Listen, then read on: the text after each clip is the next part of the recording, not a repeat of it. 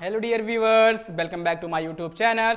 दोस्तों, आज हम मैथ के कुछ ऐसे क्वेश्चंस करने वाले हैं जो आपके एग्जाम के पॉइंट ऑफ व्यू से बहुत ही इंपॉर्टेंट। दोस्तों, वीडियो में आगे बढ़ने से पहले अगर आप हमारे चैनल पे नए हैं तो चैनल को सब्सक्राइब कर लीजिए। वीडियो को बिना स्किप किए दोस्तों अंत तक देखिए। अगर वीडियो अच्छी लगी दोस्तों तो लाइक करिए, कमेंट करिए और शेयर कर दीजिए, जिससे कि वे बच्चे जो इस बार बोर्ड की परीक्षा में अपीयर करने वाले हैं वो अपनी परीक्षा की अच्छी तैयारी कर सके और अच्छे मार्क्स स्कोर कर सके। दोस्तों, हेलो दोस्तों, कैसे हो आप सब? आशा करता हूँ बहुत अच्छे होंगे दोस्तों। चलिए स्टार्ट करते हैं। आई होप आप सब नोट्स लेके बैठे होंगे दोस्तों, क्योंकि यहाँ पे जितने भी क्वेश्चंस करवाए जा रहे हैं सब आपकी बोर्ड परीक्षा के लिए बहुत महत्वपूर्ण प्रश्न है दोस्तों। इसलिए हर एक प्रश्न को अपनी नोट्स में नोट करते रहिए ताकि एग्जाम के टाइम में आप एक अच्छी रिविजन कर सको दोस्तों। चलिए देखते हैं, हमारा पहला प्रश्न है। एक बेलन की परिधि 8 सेंटीमीटर तथा ऊंचाई 21 सेंटीमीटर है। यह बिना फिसले हुए 9 चक्कर प्रति सेकंड की दर से 4.5 सेकंड तक लुढ़कता है। इसके द्वारा तय किया गया क्षेत्रफल ज्ञात कीजिए। क्वेश्चन ने क्या कहा है दोस्तों कि एक बेलन है, इसकी परिधि दोस्तों कितनी है? 8 सेंटीमीटर है। ऊंचाई कितनी है दोस्तों? 21 सेंटीमीटर है। ऊंचाई 21 सेंटीमीटर दोस्तों। यह दोस्तों बिना फिसले 9 चक्कर प्रति सेकंड की दर से 4.5 सेकंड तक लुढ़कता है। 4.5 सेकंड तक लुढ़कता है दोस्तों। तो इसके द्वारा तय किया गया क्षेत्रफल ज्ञात कीजिए। आई होप आपको क्वेश्चन समझ में आया होगा दोस्तों। चलिए इसके सॉल्यूशन की तरफ चलते हैं। आइए इसको हल करते हैं दोस्तों। क्वेश्चन ने क्या कहा एक बार फिर समझिए। एक बेलन की परिधि दोस्तों, इस टर्म का मतलब समझिए, ये आपके लिए नया शब्द है। बेलन की परिधि यानी कि पेरीमीटर यानी कि वक्र पृष्ठ दोस्तों। ऐसे बेलन लुढ़केगा दोस्तों तो एक चक्कर में कितनी एरिया कवर करेगा? अपने वक्र पृष्ठ के बराबर। आइयो बात समझ रहे होगे दोस्तों। जैसे ये बेलन है, ये लुढ़क रहा है दोस्तों, तो एक चक्कर में कितनी एरिया कवर करेगा? कितनी दूरी कवर करेगा दोस्तों? एक चक्कर में कितनी दूरी कवर करेगा? जितना इसका परिमाप होगा, जितना इसका वक्र पृष्ठ होगा। यानी यह बेलन जो है यह अपने वक्र पृष्ठ के बराबर एक चक्कर में दूरी तय करेगा दोस्तों। आई होप समझ रहे होगे। तो वही चीज यहां पे दिया है कि एक चक्कर में उस बेलन के द्वारा तय की गई दूरी कितनी है दोस्तों? 8 सेंटीमीटर है। आई होप अब चीजें समझ में आ रही होगी दोस्तों। क्या दिया था? बेलन की परिधि 8 सेंटीमीटर, यानी कि जब बेलन लुढ़कता है मेरे दोस्तों तो एक चक्कर में कितनी दूरी तय करता है? 8 सेंटीमीटर दूरी तय करता है। कितनी दूरी तय करता है मेरे दोस्तों? 8 सेंटीमीटर की दूरी तय करता है। तो इसको आप लिख लेंगे दोस्तों कि बेलन द्वारा एक चक्कर में कोई भी बेलन दोस्तों एक चक्कर में अपने वक्र पृष्ठ के बराबर दूरी तय करता है, अपने परिधि के बराबर दूरी तय करता है मेरे दोस्तों। बेलन द्वारा एक चक्कर में तय दूरी कितनी है दोस्तों? 8 सेंटीमीटर। कितनी है मेरे दोस्तों? 8 सेंटीमीटर की दूरी वो तय कर रहा है एक चक्कर में मेरे दोस्तों कितनी दूरी तय कर रहा है? 8 सेंटीमीटर की दूरी तय कर रहा है। और साथ में उसकी जो ऊंचाई दी गई है मेरे दोस्तों 21 सेंटीमीटर दी गई है। आइयो यहां तक की सारी चीजें समझ में आई होंगी कि वह बेलन जो 21 सेंटीमीटर ऊंचा था वो जब एक चक्कर लगाता है तो एक चक्कर में वह 8 सेंटीमीटर की दूरी तय कर लेता है दोस्तों। फिर आगे क्वेश्चन ने क्या कहा है कि यह बिना फिसले हुए, यानी फिसलता नहीं है। देखिए फिसलने का मतलब क्या होता है? ये फिसल रहा है, समझ रहे ना? ये क्या हो रहा है? फिसल रहा है। और ये क्या हो रहा है? ये लुढ़क रहा है दोस्तों, समझ रहे ना? ये लुढ़क रहा है और ये फिसल रहा है। तो यह बिना फिसले हुए 9 चक्कर प्रति सेकंड। भाई एक सेकंड में 9 चक्कर, समझ रहे हैं ना? 9 चक्कर प्रति सेकंड की दर तक लुढ़कता है 4.5 सेकंड तक दोस्तों। कब तक लुढ़कता है? 4.5 सेकंड तक लुढ़कता है। समझ में आया ना? ये लिख लेते हैं इसको। बेलन द्वारा एक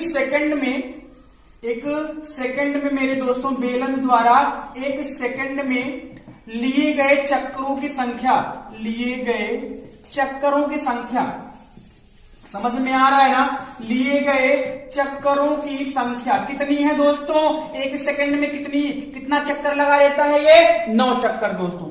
एक सेकंड में यह बेलन मेरे दोस्तों कितना चक्कर लगा लेता है? 9 चक्कर लगा लेता है। क्वेश्चन ने साफ साफ कहा है कि यह बिना फिसले 9 चक्कर प्रति सेकंड, यानी कि 9 चक्कर लगाता है कितने सेकंड में? केवल और केवल 1 सेकंड में। तो हमने क्या लिखा कि बेलन द्वारा 1 सेकंड में लिए गए चक्करों की संख्या 9 चक्कर दोस्तों। कितना है? 9 है। कितनी देर तक लुढ़कता है? 4.5 सेकंड तक। लिखेंगे तब दोस्तों, तब बेलन द्वारा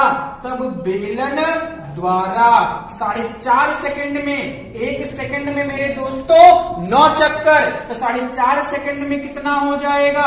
4.5 सेकंड में लिए गए चक्करों की संख्या दोस्तों कितनी हो जाएगी?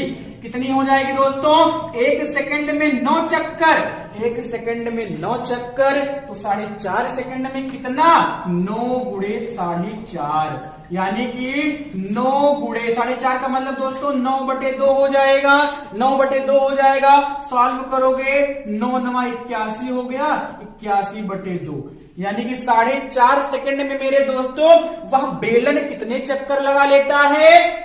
81/2 चक्कर। आई होप समझ रहे होगे मेरे दोस्तों। ध्यान दीजिएगा, अच्छे समझिए एक बार। उस बेलन की ऊंचाई कितनी थी दोस्तों? 21 सेंटीमीटर। जो बेलन आपका लिया गया उसकी ऊंचाई कितनी है? 21 सेंटीमीटर। और यह बेलन क्या कर रहा है? चक्कर लगा रहा है। क्या कर रहा है दोस्तों? चक्कर लगा रहा है। एक चक्कर में कितनी दूरी तय करता है? 8 सेंटीमीटर की। एक चक्कर में दोस्तों 8 सेंटीमीटर दूरी तय करता है। फिर आगे कहा है क्वेश्चन है कि यह बिना फिसले प्रति सेकंड कितना चक्कर? 9 चक्कर, यानी कि यह बिना फिसले 9 चक्कर प्रति सेकंड लगाता है। यानी कि बेलन द्वारा 1 सेकंड में लिए गए चक्करों की संख्या 9 है। तब बेलन द्वारा 4.5 सेकंड में, भाई कहा है ना 4.5 सेकंड तक लुढ़कता है, तो 4.5 सेकंड में लिए गए चक्करों की संख्या मेरे दोस्तों 9 गुणे 4.5, यानी कि 4.5 का मतलब होता है 9/2। गुणा करोगे तो 81/2 आ जाएगा। 9 9 81/2 हो जाएगा। आइए समझ में आया होगा। यानी कि वह बेलन लुढ़कते 4.5 सेकंड में 81/2 चक्कर लगा लेता है दोस्तों। आई होप समझ में आया होगा। अब आगे बढ़ लेते हैं दोस्तों कि एक चक्कर में जब वह 8 सेंटीमीटर की दूरी तय करता है तो 81/2 चक्कर में कितनी दूरी तय करेगा दोस्तों? लिखेंगे अतः मेरे दोस्तों, बेलन द्वारा 81/2 चक्करों में, भाई कुल कितना चक्कर लगा रहा? 4.5 सेकंड में 81/2। अतः बेलन द्वारा 81/2 चक्करों में तय की गई कुल दूरी कितनी हो जाएगी दोस्तों? कितनी हो जाएगी बता दीजिए मुझे। एक चक्कर में कितनी दूरी? 8 सेंटीमीटर की। तो 81/2 चक्करों में 81/2 से गुणा कर दीजिए। 2 एकम 2, 2 चौक 8, गुणा कर लीजिए। 4 एकम 4, 4 8 32, 4 एकम 4, 4 8 32 दोस्तों, यानी कि 324 सेंटीमीटर। आई होप समझ में आया होगा मेरे दोस्तों। यानी कि वह जो बेलन है वो एक चक्कर में 8 सेंटीमीटर की दूरी तय करता है, तो 81/2 चक्करों में 324 सेंटीमीटर की दूरी तय कर लेगा। कितनी दूरी तय कर लेगा मेरे दोस्तों? 324 सेंटीमीटर की दूरी तय कर लेगा। यानी अगर ये लुढ़कते चला जा रहा है दोस्तों, लुढ़कते चला जा रहा है, तो 4.5 सेकंड के बाद वह कितनी दूरी तय कर लेगा मेरे दोस्तों? 324 सेंटीमीटर। कितनी दूरी? 324 सेंटीमीटर। ये हाइट कितना है दोस्तों? 21 सेंटीमीटर। हाइट कितना है? 21 सेंटीमीटर। अब आप देखोगे कि ये बेलन क्या बना रहा है? एक आयत बना रहा है, एक आयताकार भाग, एक आयत बना रहा है दोस्तों। अतः तय किया गया क्षेत्रफल, अतः इसके द्वारा तय किया गया क्षेत्रफल यानी कि आयत का क्षेत्रफल लिखेंगे दोस्तों। अतः बेलन द्वारा तय किया गया क्षेत्रफल, बेलन द्वारा तय किया गया क्षेत्रफल क्या हो जाएगा दोस्तों, आयत का क्षेत्रफल, बेलन द्वारा तय किया गया क्षेत्रफल कितना हो जाएगा दोस्तों, कितना हो जाएगा, आयत का क्षेत्रफल क्या होता है, लंबाई गुणे चौड़ाई, लंबाई गुणे चौड़ाई दोस्तों, लंबाई कितना है 324, चौड़ाई कितना है दोस्तों 21 सेंटीमीटर, 324 गुणे 21, चलिए गुणा कर लीजिए दोस्तों, 21 चौके, यहाँ पे देखिए 324 गुणे 21 है ना, 21 चौक कितना हो जाएगा दोस्तों, 84 हो जाएगा, 21 चौके 84, हासिल कितना हो गया दोस्तों, 8 हो गया, हासिल कितना हो गया दोस्तों, 8 हो गया, 21 दूना 42, 42 8 कितना हो जाएगा दोस्तों, 50 हो जाएगा, 42 8 कितना हो जाएगा दोस्तों, 50 हो जाएगा, हासिल 5 हो गया, 21 क्या है 63, 63 और 5 68 हो जाएगा दोस्तों, यानी कि 6804 सेंटीमीटर स्क्वायर, यानी कि उस बेलन द्वारा तय किया गया क्षेत्रफल कितना होगा दोस्तों, 6804 सेंटीमीटर स्क्वायर दोस्तों। आई होप पूरा क्वेश्चन आपको समझ में आ गया हो दोस्तों, नोट कर लीजिए।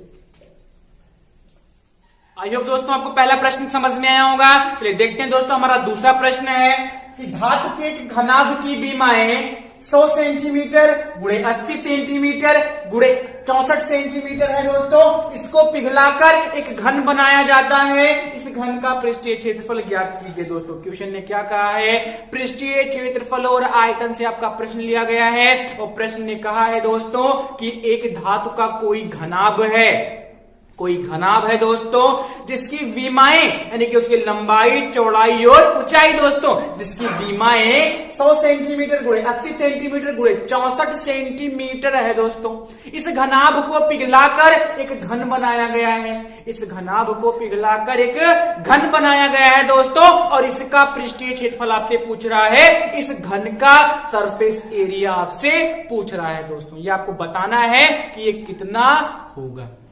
देखिए दोस्तों, एक घनाभ दिया था जिसकी विमाएं 100 सेंटीमीटर गुणे 80 सेंटीमीटर गुणे 64 सेंटीमीटर है। अब इस घनाभ को पिघलाकर दोस्तों, इस घनाभ को पिघलाकर एक घन बनाया गया है। अब इस घन का आपसे क्या पूछ रहा है, पृष्ठीय क्षेत्रफल पूछ रहा है दोस्तों। आई होप आप सारी चीजें समझ गए होंगे दोस्तों। आइए इसके सॉल्यूशन की तरफ चलते हैं दोस्तों, आइए इसको हल करते हैं। सबसे पहले दोस्तों क्या दिया है, घनाभ की विमाएं, लिखेंगे घनाभ की विमाएं, घनाभ की विमाएं दोस्तों, जितनी चीजें दी गई होती हैं उन सबको पहले आप लिख लिया करो। घनाभ की विमाएं दोस्तों 100 सेंटीमीटर गुणे 80 सेंटीमीटर गुणे 64 सेंटीमीटर है। समझ में आ रहा है दोस्तों, इतना सब तो पहले से दिया है, यहाँ पे आपके सामने फिगर भी बना है। अब इसको पिघलाकर ये बनाया गया है। अब जरा सोचो कि अब घनाभ को पिघलाकर घन बनाया गया है और घन का पृष्ठीय क्षेत्रफल पूछ रहा है, तो अब इसका पृष्ठीय क्षेत्रफल इसके पृष्ठीय क्षेत्रफल के तो बराबर होगा नहीं। अरे भाई ये बड़ा है, ये छोटा बना होगा, इसका पृष्ठीय क्षेत्रफल इसके पृष्ठीय क्षेत्रफल के बराबर तो होगा नहीं दोस्तों। तो बराबर क्या होगा, यानी घनाभ का आयतन किसके बराबर होगा दोस्तों, घन के आयतन। दिमाग में बिठा लीजिए, जब कोई चीज पिघलाकर दूसरी चीज बनाई जाती है, कोई एक चीज पिघलाकर कोई दूसरी चीज बनाई जाती है दोस्तों, तो दोनों का आयतन क्या होता है, बराबर होता है। अगर किसी एक ठोस को पिघलाकर कोई दूसरा ठोस बनाया जाता है मेरे दोस्तों, तो दोनों का आयतन बराबर होता है। ऐसे यहां पर घनाभ को पिघलाकर घन बनाया गया है, इसका मतलब दोनों का आयतन क्या होगा दोस्तों, बराबर होगा। दोनों का आयतन क्या होगा मेरे दोस्तों, बराबर होगा। चलिए देख लेते हैं दोस्तों, लिखेंगे चूंकि घनाभ को पिघलाकर, चूंकि घनाभ को पिघलाकर क्या बनाया गया है दोस्तों, घन बनाया गया है। चूंकि घनाभ को पिघलाकर घन बनाया गया है, घन बनाया गया है दोस्तों, क्योंकि घनाभ को पिघलाकर घन बनाया गया है, अतः दोनों का आयतन क्या होगा मेरे दोस्तों, बराबर होगा। लिखेंगे अतः घनाभ का आयतन, घनाभ का आयतन बराबर घन का आयतन। आई होप समझ में आ रहा होगा दोस्तों, क्योंकि घनाभ को पिघलाकर घन बनाया गया है, अतः घनाभ का आयतन बराबर घन का आयतन दोस्तों, घनाभ का आयतन बराबर घन का आयतन। ध्यान दीजिएगा, हम यहाँ पे ये क्यों लगा रहे हैं, क्योंकि आपको क्या ज्ञात करना है, पृष्ठीय क्षेत्रफल। क्या ज्ञात करना है मेरे दोस्तों? पृष्ठीय क्षेत्रफल ज्ञात करना है घन का। अब जरा देखो कि घन में कितने पृष्ठ होते हैं? 6 पृष्ठ होते हैं दोस्तों। कितने पृष्ठ होते हैं? 6 पृष्ठ होते हैं। एक, ये हो गया आपका दूसरा 2, ये हो गया 3, ये हो गया 4 और ये हो गया 5 और ये हो गया आपका 6। एक घन में कितने पृष्ठ होते हैं दोस्तों? 6 पृष्ठ होते हैं। और घन की सभी भुजाएं बराबर होती हैं। घन की सभी भुजाएं दोस्तों क्या होती हैं? बराबर होती हैं। यानी हम साफ साफ समझ सकते हैं कि घन का हर एक पृष्ठ क्या होता है? एक वर्ग होता है दोस्तों। घन का हर एक पृष्ठ क्या होता है? एक वर्ग होता है दोस्तों। और वर्ग का क्षेत्रफल भुजा स्क्वायर। वर्ग का क्षेत्रफल दोस्तों भुजा स्क्वायर। तो कितने वर्ग यहाँ पे दिख रहे हैं आपको? कितने पृष्ठ दिख रहे हैं? 6 पृष्ठ। तो घन का पृष्ठीय क्षेत्रफल क्या हो जाएगा दोस्तों? 6a स्क्वायर हो जाएगा, यानी कि 6 गुणे भुजा स्क्वायर होगा दोस्तों। यानी आपको भुजा पता होना चाहिए। तो आप यहाँ पे क्या करोगे? इस दोनों के आयतन को बराबर करके आप क्या निकालोगे? यहाँ से भुजा निकालोगे। जब तक आपको भुजा नहीं पता रहेगी दोस्तों, तब तक आप पृष्ठीय क्षेत्रफल नहीं निकाल पाओगे। इसलिए हम सबसे पहले क्या पता करेंगे? भुजा पता करेंगे दोस्तों। सबसे पहले क्या पता करेंगे? भुजा पता करेंगे। आगे बढ़ लेते हैं दोस्तों। मान लिया कि घन की भुजा क्या है? a सेंटीमीटर है। मान लिया दोस्तों घन की भुजा क्या है? a सेंटीमीटर है। क्योंकि घनाभ को पिघलाकर घन बनाया गया है, अतः घनाभ का आयतन बराबर घन का आयतन। चूंकि घनाभ को पिघलाकर घन बनाया गया है, अतः घनाभ का आयतन बराबर दोस्तों घन का आयतन। अब घनाभ का आयतन क्या होता है दोस्तों? L into B into H. लंबाई गुणे चौड़ाई गुणे ऊंचाई। L into B into H होता है दोस्तों। घन का आयतन क्या होगा? भुजा क्यूब। सभी भुजाएं बराबर होती हैं। घन की सभी भुजाएं बराबर होती हैं। ए सब a, तो a इंटू ए क्या हो जाएगा? a क्यूब हो जाएगा दोस्तों। चलिए आगे बढ़ते हैं। क्या दिया है यहाँ पे? लंबाई 100 और 80 और 64 भाई सब दिए गए हैं। भाई यहाँ पे साफ साफ कहा गया है घनाभ की विमाएं 100 सेंटीमीटर, 80 सेंटीमीटर और 64 सेंटीमीटर के रूप में। देख लेते हैं दोस्तों। यहाँ पे हो जाएगा a क्यूब। चलिए गुणा कर लीजिए। 100 गुणे 80 गुणे 64। 100 गुणे 80 गुणे 64 दोस्तों। मैं आपको एक आसान तरीके से गुणा करना बताता हूं। 1 2 3 पूरे टर्म में कितना जीरो दिख रहा है दोस्तों? 3 जीरो दिख रहा है। 1 2 3 हमने क्या कर दिया? 1 2 3। समझ में आया ना? 1 2 3 जीरो हमने उतार दिया। 1 बचा है, 8 बचा है और 64 बचा है। 8 एक कम 8 हो गया। 8 एक कम 8 हो गया दोस्तों। यानी कि अब 8 चौक 32। अब 8 का 64 में करेंगे। 8 चौक 32 के 2 हासिल 3। 8 छक 48 और 3 कितना हो जाएगा मेरे दोस्तों? 51 हो जाएगा। यानी आपका आ गया a क्यूब बराबर 5 1 2 0 0 0। यानी कि 5,12,000। 5,12,000 दोस्तों। हम कहेंगे कि a क्यूब बराबर आपको क्या मिल गया दोस्तों? 5,12,000। 5,12,000 यानी कि जो आपका घनाभ का आयतन होगा दोस्तों कितना होगा? 5,12,000 सेंटीमीटर क्यूब। समझ में आया? घनाभ का आयतन कितना होगा दोस्तों? 5,12,000 सेंटीमीटर क्यूब। तो यही घन का भी आयतन होगा भाई, क्योंकि दोनों के आयतन क्या है? बराबर है। घनाभ का आयतन 5,12,000 सेंटीमीटर क्यूब, घन का आयतन 5,12,000 सेंटीमीटर क्यूब, दोनों का आयतन बराबर। तो घन के आयतन से हम क्या पता करेंगे दोस्तों? भुजा पता कर लेंगे बहुत आसानी से। चलिए देख लेते हैं दोस्तों हमको क्या करना है? भुजा पता करना है। आगे बढ़ लेते हैं। a क्यूब बराबर आपको मिला है 5,12,000। तो 5,12,000 को दोस्तों अगर हम 512 गुणे 1,000 लिखें तो कोई दिक्कत है? कोई दिक्कत नहीं होनी चाहिए भाई। 512 गुणे 1,000 तो भी उतना ही आएगा। आगे बढ़ लेते हैं। क्यों? क्योंकि हमें भुजा चाहिए। ध्यान दीजिएगा। a क्यूब 512 क्या है? 512 दोस्तों 8 का क्यूब है। 8 टाइम 64 और 64 अट्ठे 512। 8 टाइम 64, 64 अट्ठे 512 यानी 512 को हम लिखेंगे 8 का क्यूब दोस्तों। 1,000 को लिखेंगे 10 का क्यूब। 1000 को क्या लिखेंगे दोस्तों? 10 का क्यूब। घातों की तुलना कर ले, घातों की तुलना कर ले दोस्तों, क्योंकि पावर सारे के सारे सेम है, पावर सारे के सारे क्या है, दोनों पक्षों में सेम है दोस्तों, तो आपके बेस क्या हो जाएंगे? बराबर हो जाएंगे। ध्यान दीजिए, मेरी बात को अच्छे से सुन लीजिए। यदि दोनों पक्षों में पावर बराबर होते हैं तो बेस भी क्या होते हैं दोस्तों? बराबर होते हैं। यानी कि ए बराबर हो जाएगा आपका 8 गुणे 10 यानी कि 80 मीटर। उस घन की भुजा कितनी है दोस्तों? 80 सेंटीमीटर। समझ में आया? जिस घनाभ को पिघलाकर घन बनाया गया था उसका आयतन आया है 5,12,000 सेंटीमीटर क्यूब। यानी घन का भी आयतन 5,12,000 सेंटीमीटर क्यूब और घनाभ का आयतन भी 5,12,000 सेंटीमीटर क्यूब हो जाएगा दोस्तों। समझ में आया? घनाभ का भी आयतन 5,12,000 सेंटीमीटर क्यूब और घन का भी आयतन 5,12,000 सेंटीमीटर क्यूब। और जब हमने भुजा पता किया तो वो घन की भुजा कितनी आ गई दोस्तों? 80 सेंटीमीटर। क्या भुजा पता करना? नहीं, आपको क्या पता करना है?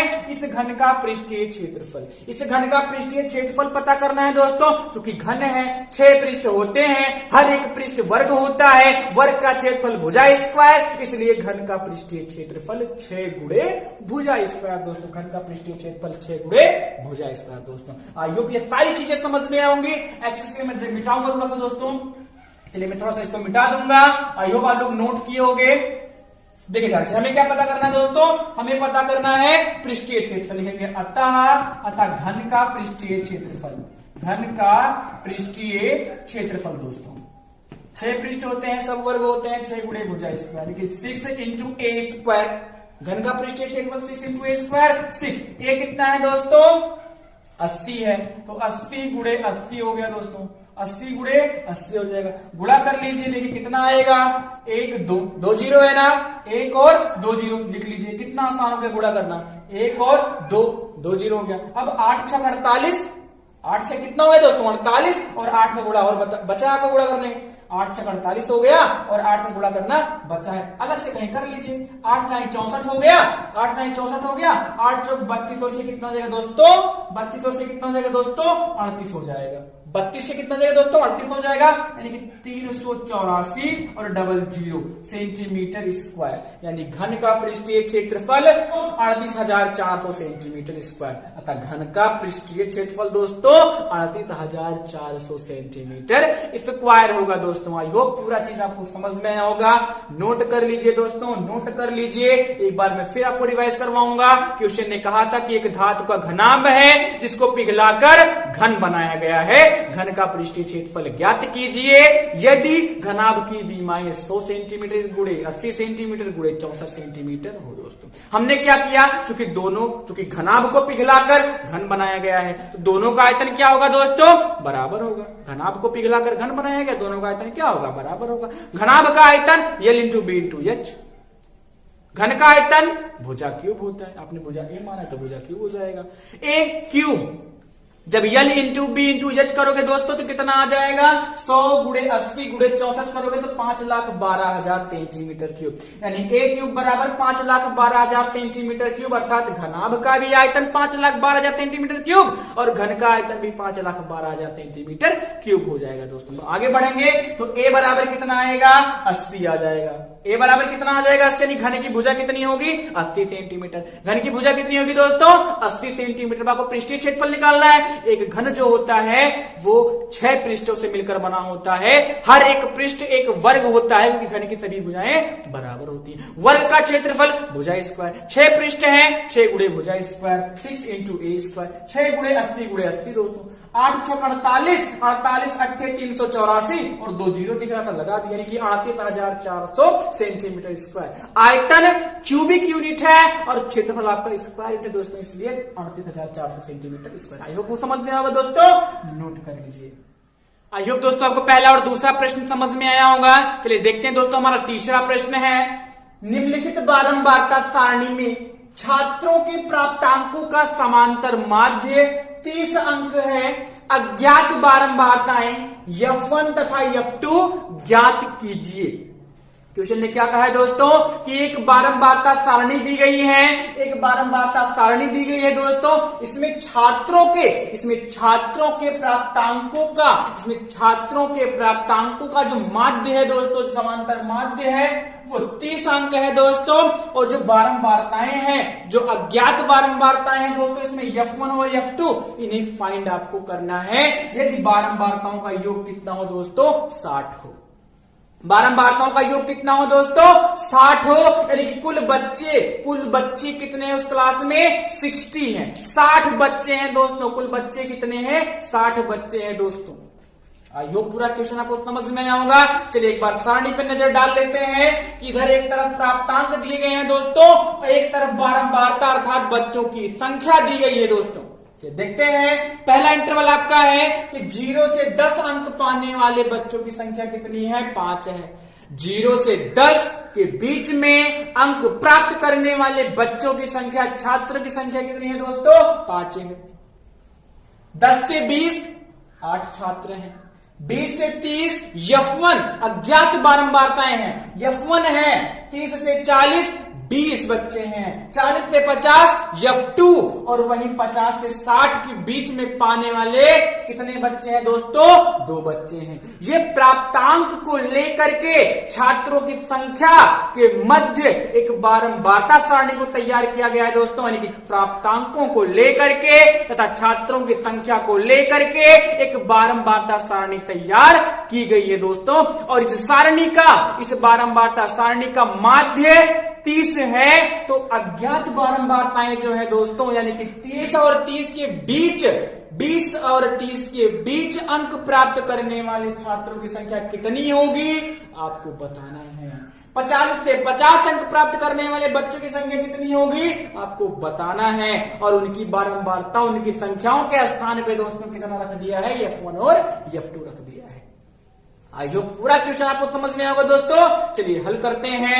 ये डाटा आपको दिया गया है ऑलरेडी, फ्रीक्वेंसी डिस्ट्रीब्यूशन टेबल आपको दिया गया है दोस्तों। आइए देखते हैं। ये आपका क्या है, प्राप्तांक है दोस्तों। ये आपका क्या है, बारंबारता की फ्रीक्वेंसी है। इसे हम लोग क्या बोलते हैं, फ्रीक्वेंसी, अर्थात जो बच्चों की संख्या होती है उसी को हम बारंबारता कहते हैं दोस्तों। यानी ये बच्चों की संख्या दी गई है, इस डाटा में हम लोग इसको क्या बोलेंगे, बारंबारता कहेंगे दोस्तों। आगे क्या करेंगे, इस इंटरवल से इनका मिड पॉइंट फाइंड करेंगे। इस इंटरवल से, इस वर्ग अंतराल से इनका मध्य बिंदु पता करते हैं सबसे पहले मेरे दोस्तों। यानी कि हम उसे XI से डिनोट करेंगे। किससे डिनोट करेंगे, XI से। ध्यान दीजिएगा, मध्य बिंदु कैसे निकालेंगे, कितने का डिफरेंस है दोस्तों, 10 का। 0 से 10, 10 से 20, 20 से 30, 30 से 40, 40 से 50, 50 से 60। कितने का डिफरेंस दिख रहा है आपको इंटरवल में, 10 का। 10 का आधा कितना होता है, 5 होता है दोस्तों। आगे वाले में 5 जोड़ दीजिए। 0 में 5 जोड़ेंगे 5 ही होगा। 10 में 5 जोड़ेंगे 15 हो जाएगा। 20 में 5 जोड़ेंगे दोस्तों 25 हो जाएगा। 30 में 5 जोड़ेंगे दोस्तों 35 हो जाएगा। 40 में 5 जोड़ेंगे दोस्तों 45 हो जाएगा। 50 में 5 जोड़ेंगे दोस्तों 55 हो जाएगा। कितनी आसानी से मध्य बिंदु निकल गया। कई सारे तरीके हैं दोस्तों, कई सारे तरीके हैं दोस्तों, जैसे कि 0 और 10 को ऐड करके 2 से भाग कर दो, 10 और 20 को ऐड करके 2 से भाग कर दो। आपको जो तरीका आसान लगे आप ऐसे कर लो। ये इसमें कौन सा तरीका लगा है कि दोनों के बीच डिफरेंस कितना है, 10 का है। 10 का आधा कितना होता है, 5। आगे वाले न्यूनतम मान में हम क्या करेंगे दोस्तों, 5 5 जोड़ देंगे। 0 में जोड़ेंगे 5 5 ही रहेगा। 10 में जोड़ेंगे 5 15 हो जाएगा। 20 में 5 25, 30 में 5 35, 40 में 5 45 और 50 में 5 55 हो जाएगा दोस्तों। आई होप समझ में आएगा। आइए आगे बढ़ लेते हैं। बारंबारता को एक बार हम फिर FI कर लेंगे और ये मध्य बिंदु हो गया, XI हो गया। ये क्या है दोस्तों, मध्य बिंदु है। क्या है मेरे दोस्तों, ये मध्य बिंदु है। ओके, क्लियर है। ये आगे बढ़ लेते हैं। अब आगे क्या हो जाएगा, अगर एक तरीके से देखा जाए तो 5 अंक पाने वाले 5 बच्चे, 15 8 बच्चे, 25 F1 नहीं पता है, 35 20 है, 45 F2 है और 55 2 है दोस्तों। टोटल कितना हो जाएगा, तो भाई इनका गुणा करना पड़ेगा ना, क्योंकि समांतर माध्य बराबर होता है कुल संख्याओं का योग बटे कुल संख्या दोस्तों। कितनी हो गई, एक बच्चा 5 अंक, तो 5 बच्चा कितना हो जाएगा दोस्तों, 55 25 हो गया। गुणा कर लीजिए, 5 का 5 में 55 25, 15 का 8 में 15 8 दोस्तों कितना हो जाएगा, 120 120 हो जाएगा। 15 अट्ठे 120 हो जाएगा। F1 का 25 में करेंगे दोस्तों 25 F1 हो जाएगा, 25 F1 हो जाएगा दोस्तों। 20 का 35 में करेंगे, 20 का 35 में करेंगे दोस्तों 700 हो जाएगा। 35 दूना 70 और एक जीरो ऑलरेडी है। 45 का F2 में करेंगे दोस्तों 45 F2 हो जाएगा। 45 का F2 में करेंगे 45 F2। 55 का 2 में करेंगे दोस्तों 110 हो जाएगा। 55 दूनी 110। हमने क्या कर दिया, XI निकाल दिया दोस्तों। आगे बढ़ेंगे दोस्तों, आगे बढ़ेंगे देखेंगे कि इनका योग कितना आ रहा है। हम लोग यहां से फाइंड करेंगे दोस्तों सिग्मा Fi XI, कुल संख्याओं का योग। यह माध्य बराबर क्या होता है, माध्य बराबर क्या होता है दोस्तों, सिग्मा XI Fi, कुल संख्याओं का योग sigma XI Fi upon sigma Fi, कुल संख्याओं का योग बटे कुल बारंबारताओं का योग अर्थात कुल संख्या। समझ में आ रहा, कुल संख्याओं का योग बटे कुल संख्या दोस्तों। चलिए जोड़ लेते हैं। 25 F1 और 45 F2 भाई अलग अलग वेरिएबल होते तो ऐड नहीं होंगे, यानी कि 25 F1 और 45 F2 इनको अलग अलग लिख लेंगे दोस्तों। कौन कौन सा टर्म बचा है, 25, 120, 700 और 110 ऐड कर लेंगे। 5 में 0 ऐड करेंगे तो 5 ही रहेगा दोस्तों। आगे बढ़ेंगे 2 2 4, 2 2 4, 4 और 1 5 हो जाएगा दोस्तों। 4 और 1 5 याद रहे आपको 25, 120, 700 और 110 ही ऐड करना है, क्योंकि ये दोनों आपके वेरिएबल्स हैं, ये आपके ऐड नहीं होंगे। समझ में आना, आगे देखते हैं। 5 का 0 में कर लिया, 5 0 0 0 5 ही रहेगा। 2 2 4, 4 1 5 हो जाएगा दोस्तों, 5 कर दिया। 1 1 7 8, 8 और 1 कितना हो गया दोस्तों, 9 हो जाएगा। यानी कि 955 कुल बारंबारताओं का योग 60 दिया था, कुल संख्याओं का योग कितना आ गया मेरे दोस्तों, 25 F1 प्लस 45 F2 प्लस 955 हो गया दोस्तों। आई होप समझ में आया होगा। आइए एक बार इसको देख लेते हैं, कुल बारंबारताओं का योग कितना दिया है, 60 दिया है दोस्तों। लेकिन अगर इनको जोड़ा जाए बारंबारताओं का योग लिखेंगे दोस्तों, बारंबारताओं का योग, बारंबारताओं का योग कितना हो जाएगा दोस्तों। चलिए देख लेते हैं कितना दिया है, 60 दिया है। बारंबारताओं का योग दोस्तों कितना दिया है, 60 दिया है। बट F1 है इसमें वेरिएबल, F2 है इसमें वेरिएबल, तो 5 8 20 और 2, 5 8 20 और 2 इनको ऐड कर लीजिए। 8 5 13 हो गया, 8 5 13 हो गया दोस्तों। 13 और 20 33 हो जाएगा। 33 और 2 कितना हो जाएगा दोस्तों, 35 हो जाएगा। यानी F1 plus F2 plus 35 is equal to 60। F1 plus F2 plus 35 बराबर दोस्तों 60। F1 प्लस F2 का मान निकालिए तो कितना हो जाएगा दोस्तों, 60 माइनस 35 यानी कि 25। कितना दोस्तों, 25। F1 प्लस F2 बराबर कितना मेरे दोस्तों, 25। F1 प्लस F2 बराबर कितना, 25 दोस्तों। समझ में आया, F1 प्लस F2 बराबर कितना, 25 हो गया दोस्तों। आइए आगे बढ़ लीजिए, अब अपने काम पे आ जाइए जो आपको करना है। सारी वैल्यूज आपने फाइंड कर ली। कुल संख्याओं का योग 25 F1 प्लस 45 F2 प्लस 955 हो गया। बारंबारताओं का योग 60 दिया था, बट इसमें F1 और F2 वेरिएबल्स थे, तो F1 प्लस F2 बराबर कितना निकाल लेंगे हम लोग, 25 निकाल लेंगे भाई। F1 प्लस F2 प्लस 35 बराबर 60, F1 प्लस F2 बराबर 60 माइनस 35, F1 प्लस F2 बराबर 60 माइनस 35 बराबर 25, F1 प्लस F2 बराबर कितना जाए दोस्तों, 25 हो जाएगा। अब अपने टॉपिक पे आइए, आपको क्या ज्ञात करना है, F1 और F2 ज्ञात करना है। माध्य कितना दिया है दोस्तों, 30 अंक दिया है। माध्य कितना दिया है, 30 अंक। ये कितना आया है दोस्तों, ये सिग्मा XI Fi आया 25 F1 प्लस 45 F2 प्लस 955 दोस्तों। यहां से देख सकते हैं आप, यहां से साफ साफ देख सकते हैं दोस्तों, इतना ही आया है, इतना ही आया है दोस्तों, ये सिग्मा XI Fi। आगे बढ़ लेते हैं, आगे बढ़ लेते हैं दोस्तों। ये अपॉन में क्या हो जाएगा, 60। अपॉन में या तो हम 60 लिख दें, चलिए 60 ही रखते हैं दोस्तों। अपॉन में क्या रखेंगे, 60 रखेंगे। अपॉन में क्या दोस्तों, 60 भाई बारंबारताओं का योग 60 दिया है ना, 60 रख दिए। ये भाग में इधर आएगा, गुणा में हो जाएगा, यानी कि 30 गुणे 60, 30 गुणे 60, 25 F1 plus 45 F2 plus 955। Okay आगे बढ़ते हैं। 6 3 18 यानी कि 1800, 30 गुणे 60 1800, ये प्लस में इधर आएगा माइनस में, 1800 माइनस 955 बराबर 25 F1 प्लस 45 F2 दोस्तों, समझ में आ रहा है। आइए आगे बढ़ते हैं दोस्तों, घटाइए कितना बचेगा 10 में से, भाई 0 में से 5 नहीं जाएगा तो 10 में से 5 जाएगा 5, यहाँ 9 बचा है 9 में से 5 जाएगा 4, 7 बचा है 17 में से 9 जाएगा 8, यानी कि 845। आई होप आपको घटाना आ रहा होगा दोस्तों, यानी कि 1800 में से 955 घटाएंगे दोस्तों कितना हो जाएगा 845 हो जाएगा। यहाँ पे 25 F1 और प्लस 45 F2 दोस्तों, यहाँ देखिए यहाँ पे F1 प्लस F2 बराबर 25 है और यहाँ पे 25 F1 प्लस 45 F2 बराबर 845 मिला है दोस्तों। हम लोग यहां से क्या करेंगे, F1 का मान निकाल लेंगे दोस्तों। F1 बराबर हो जाएगा 25 माइनस F2, भाई ये प्लस में उधर जाएगा माइनस में, प्लस में उधर जाएगा माइनस में, F1 बराबर आ गया 25 माइनस F2 आ गया दोस्तों। आइए रख लेते हैं, आइए वैल्यू पुट कर देते हैं F1 की जगह पे, 25 ये है और F1 की जगह पे कितना रखेंगे 25 माइनस F2 दोस्तों, 25 माइनस F2 हो गया आपका और ये आपका हो गया 45 F2। आई होप समझ में आया हो दोस्तों, हमने कुछ नहीं किया, बस यहाँ से F1 की वैल्यू उठा के लाके वहां पे रख दी दोस्तों, यहाँ से F1 की वैल्यू निकाल करके वहां ले जाके रख दी दोस्तों। आगे बढ़ लेते हैं, 845 बराबर 25 का 25 में गुणा करेंगे 625 हो जाएगा, 25 25 625 हो जाएगा दोस्तों। 25 का F2 में होगा minus 25 F2, plus minus minus और 45 F2 बचा है, रहने दीजिए दोस्तों। ये प्लस में इधर आएगा माइनस में, 845 minus 625, 845 minus 625 plus minus minus दोस्तों, 45 में से 25 जाएगा 20 F2 बच जाएगा आपका। देख लेते हैं आगे क्या बचा यहाँ पे, 5 में से 5 जाएगा 0, 4 में से 2 जाएगा 2, 4 8 में से 6 जाएगा 2, समझ में आया ना। 5 में से 5 जाएगा 0, 4 में से 2 जाएगा 2, 8 में से 6 जाएगा, समझ में आया ना, 2 ही बचेगा। ये गुणा में इधर आएगा भाग में हो जाएगा।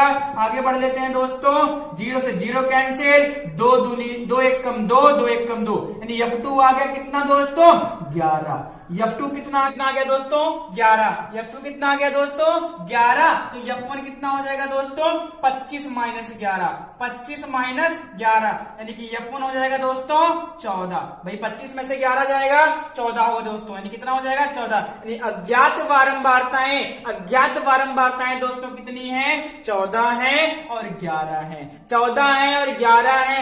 F1 14 है, F2 11 है दोस्तों, अर्थात 20 से 30 अंक पाने वाले छात्र 14 हैं, 40 से 50 अंक पाने वाले छात्र 11 है दोस्तों। आई होप समझ में आया होगा, नोट कर लीजिए। अगर वीडियो अच्छी लगी दोस्तों तो लाइक कर दीजिए, कमेंट कर दीजिए और शेयर कर दीजिए, ताकि वे बच्चे जो इस बार बोर्ड की परीक्षा में अपीयर करने वाले हैं वो भी इस वीडियो का लाभ ले सके दोस्तों। Thank you very much.